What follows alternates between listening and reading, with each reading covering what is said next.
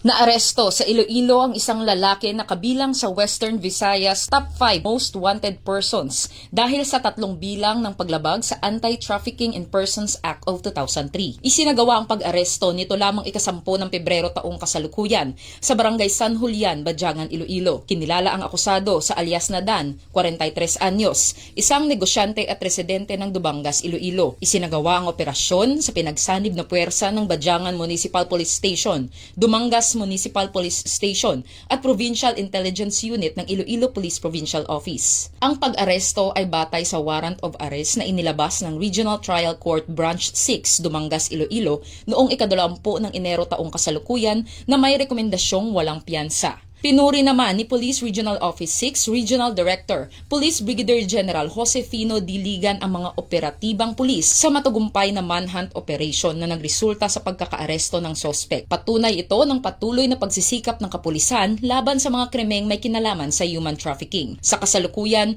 ang naarestong individual ay nasa kustodiya ng Badyangan MPS para sa tamang disposisyon ng kanyang mga kaso. Muling pinatunayan ng Philippine National Police ang kanilang dedikasyon sa pagpapanatili ng kaayusan at pagbibigay ng hustisya sa mamamayan. Bagong PNP para sa bagong Pilipinas. Serbisyong mabilis, tapat at nararamdaman. Mula rito sa Western Visayas, ako ang inyong PNN Correspondent Patrolwoman Justin May Halyores.